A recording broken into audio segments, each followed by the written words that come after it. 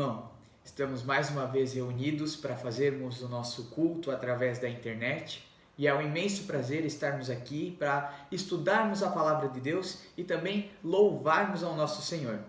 Vamos começar o nosso culto com uma oração e peço para, como os irmãos fizeram na quinta-feira, deixe nos comentários os seus pedidos de orações para que nós, como igreja, venhamos a continuar orando uns pelos outros. Vamos agora orar, baixar a nossa cabeça e nos colocar em espírito de oração.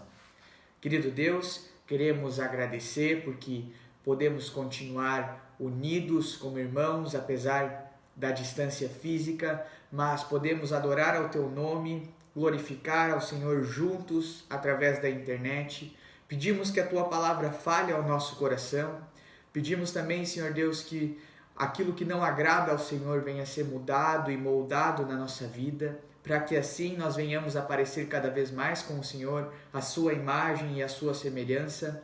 Queremos também, Deus, pedir por todos aqueles que estão nesse momento onde o mundo está passando acerca desse coronavírus, que o Senhor esteja protegendo todos os profissionais da área de saúde, sejam os médicos, sejam as enfermeiras, sejam todos aqueles que trabalham no hospital, os policiais que estão na rua, todas as pessoas que realmente não podem parar os seus trabalhos nesse momento, que o Senhor esteja abençoando a todos. Também pedimos pelos enfermos, por todos aqueles que se encontram nesse momento de sofrimento com alguma enfermidade, que o Senhor esteja cuidando de todos, Pai.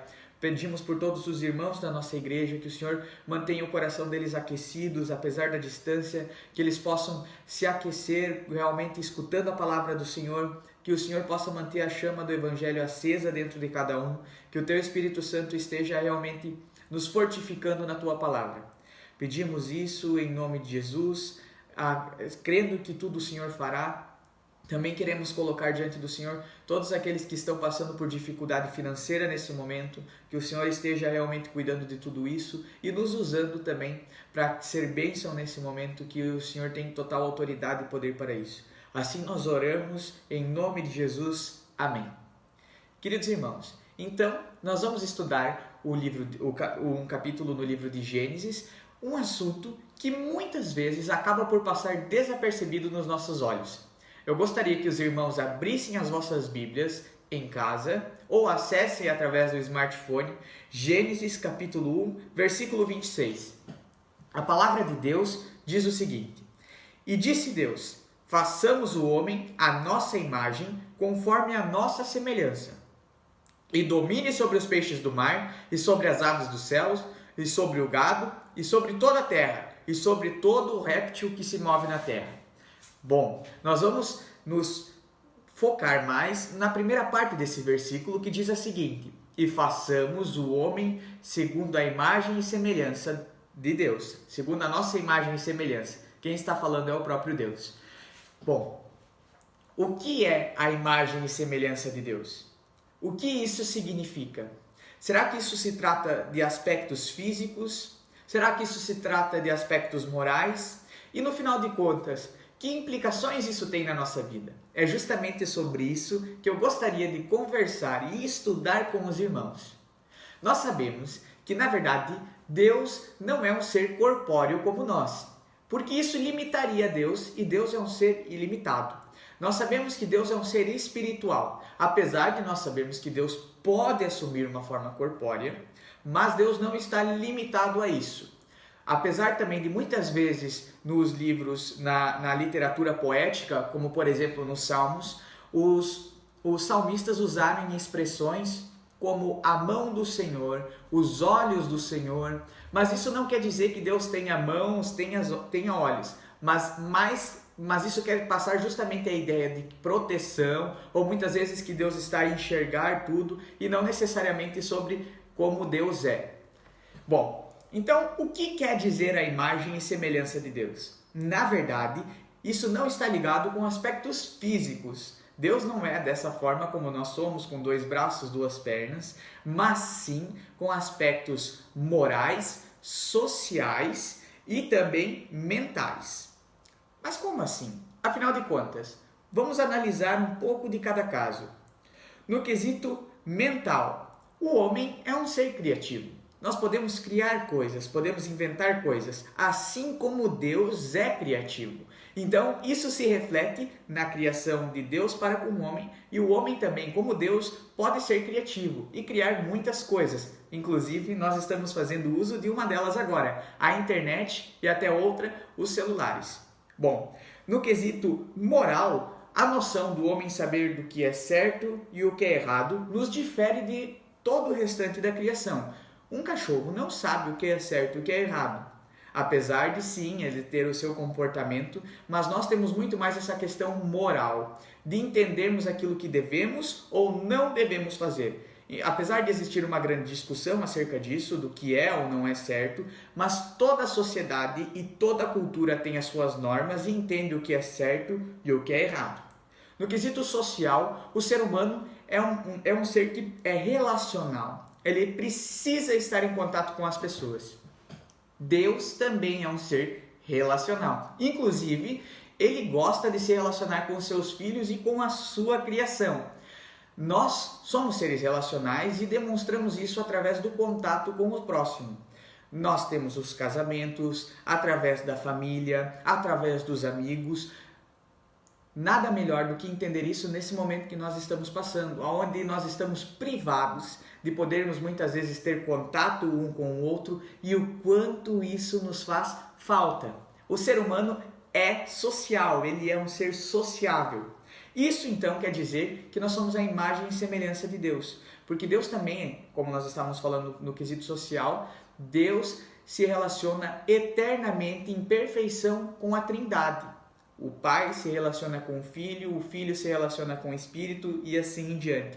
Então, essa perfeição de relacionamento também é refletida no relacionamento do homem. Mas enfim, se o mundo fosse realmente assim, seria uma maravilha. Veja só, o ser humano pensando como Deus, agindo como Deus, na perfeição e na bondade do Senhor. Que maravilha seria!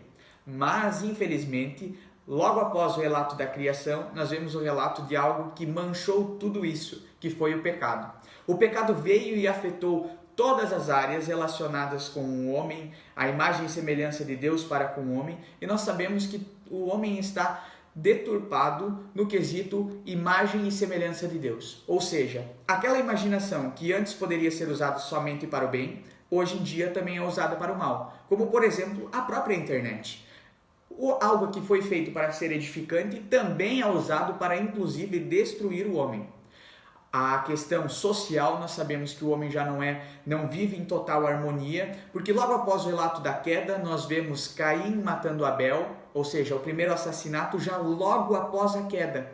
A inveja entrou no mundo, o ser humano já não se relaciona com o seu próximo numa total perfeição. Moral. Bom, nós sabemos que hoje em dia se encontra um caos para que as pessoas saibam, entendam o que é certo e o que é errado e pratiquem mesmo isso. Então o pecado afetou 100% das áreas do ser humano nesse quesito imagem e semelhança para com Deus. E veja lá, isso realmente é algo que afeta as pessoas. Sabendo que a imagem e semelhança de Deus é uma coisa para todos os seres humanos, porque não está ligado com aquilo que o homem faz, mas sim sobre aquilo quem fez o homem, ou seja, Deus nos fez a imagem e semelhança dele. Todo ser humano possui a imagem e semelhança de Deus. Mas aí veio o pecado, e nós sabemos que também todo ser humano pecou. Todos pecamos e estamos destituídos da glória de Deus. E o pecado afetou em todos os homens justamente essa imagem e semelhança que temos. Isso muda um pouco o nosso olhar para com o próximo e até mesmo para com nós mesmos. Por exemplo, quando nós vemos uma pessoa passando fome, nós devemos entender que se nós dizemos que amamos a Deus, nós estamos a ver uma imagem e semelhança de Deus passando fome. Se nós vemos uma pessoa se afundando no mundo das drogas e se perdendo nesse mundo, se destruindo nesse mundo, nós temos que entender que nós estamos vendo ali justamente uma imagem e semelhança de Deus se destruindo. Isso faz com que nós olhamos para as pessoas de uma forma diferente. Precisamos recuperar essas pessoas. Mas isso é possível? Será que é possível recuperarmos nós mesmos dos nossos próprios pecados, da nossa própria destruição? Graças a Deus que sim, porque Deus mandou o seu Filho para pagar pelo nosso pecado, que era justamente aquilo que estava manchando a nossa imagem para com Deus, e assim, num ato de justificação, nós nos tornamos, ou voltamos a nos tornar, a imagem e semelhança de Deus. Claro que entra também um caminho progressivo, uma caminhada de recuperação gradual, de regeneração da imagem de Deus para com o homem. Por exemplo, nós vamos melhorando a cada dia, buscando se tornar cada vez mais, a cada dia, mais a semelhança de Deus. Nos nossos atos, nas nossas atitudes, no nosso olhar para com o próximo. E assim nós vamos nos tornando cada vez mais próximo do plano original, que era quando Deus nos fez a sua imagem e a sua semelhança. Jesus era a perfeita imagem e semelhança de Deus. Por isso nós vemos e entendemos nas suas atitudes o exemplo de como é se tornar, ser, na verdade, a imagem e semelhança do próprio Senhor. Jesus veio, nos deu esse exemplo, nos deu o seu sacrifício para nos purificar de todo pecado, e agora precisamos caminhar para nos tornarmos cada vez mais a imagem e semelhança de Deus. Gostaria que os irmãos abrissem as suas Bíblias lá em um texto que se encontra no Evangelho de Marcos, capítulo 12, e nós vamos fazer a leitura do verso 13 até o 17. Sabemos que esse texto muitas vezes é lido para falar sobre a questão dos impostos, mas eu gostaria que os irmãos lessem atentamente em casa esse texto. Versículo 13 ao 17 do capítulo 12 de Marcos.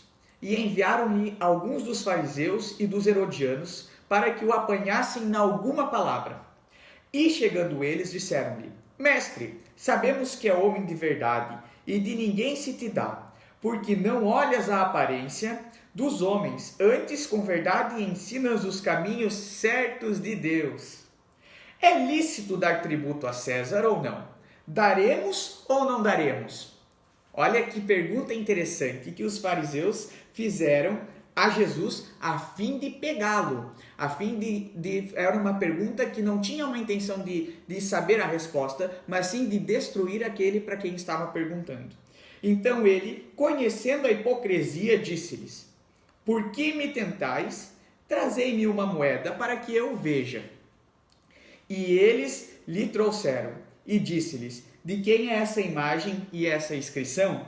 E eles lhe disseram: É de César. Então agora nós vamos ler uma frase que todos nós já ouvimos falar. E Jesus respondendo disse-lhes: Dai, pois, a César o que é de César e dai a Deus o que é de Deus. Meus queridos, eu sei que muitas vezes esse texto é usado meramente para tentar dizer ao homem que ele deve ser fiel aos seus tributos e aos seus impostos. E é verdade, sabemos que o homem, o cristão, ele tem que pagar sim os seus impostos e tem que ser fiel com isso. Mas não é somente isso que o texto está dizendo. Se tratássemos assim, estaríamos empobrecendo realmente o que o texto diz.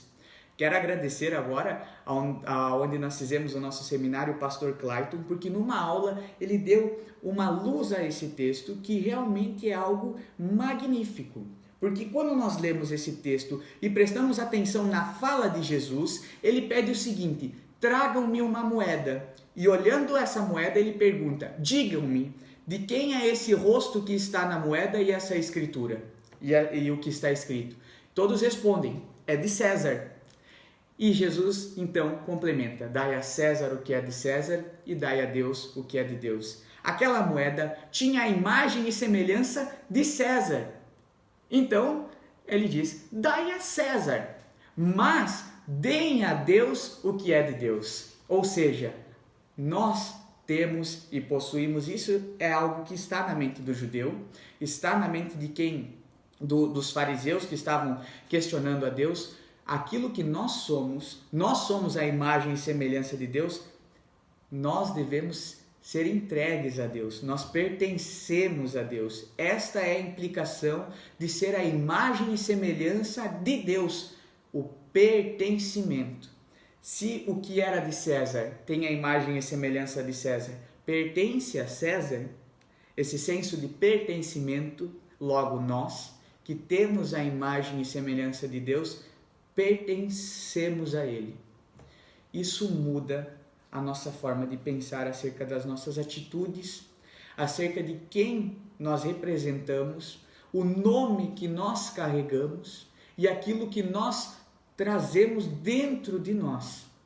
Ser a imagem e semelhança de Deus, como nós vemos, tem esse senso de pertencimento. Que seja entregue a César o que tem a imagem de César, mas deem a Deus o que é de Deus, ou seja, nós mesmos. Nós devemos nos entregar a Deus, porque afinal de contas nós pertencemos a Ele. Trazemos em nós as suas inscrições e a sua imagem.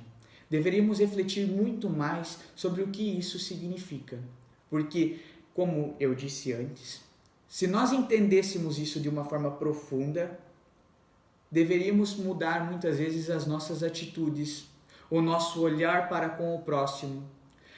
Entendendo aquilo que nós representamos, venhamos a buscar cada vez mais ter realmente essa imagem e perfeição que Deus tem, olhando para o seu Filho Jesus, que é o maior exemplo que nós tivemos e que nós temos do que é ser a imagem e semelhança do Senhor. Meu desejo para todos nesse momento é exatamente isso, que nós venhamos a buscar ser a imagem e semelhança de Deus através do seu Filho Jesus. E que a cada dia nós venhamos a medir os nossos comportamentos e as nossas atitudes pensando, será que isso reflete ou não reflete a imagem e semelhança de Deus? Que Deus abençoe a todos e eu espero que essa mensagem tenha edificado a sua vida e realmente tenha falado com você. Sabendo que pertencemos a Deus, um dia voltaremos a ter um contato completo com Ele. Que Deus abençoe a todos, em nome de Jesus.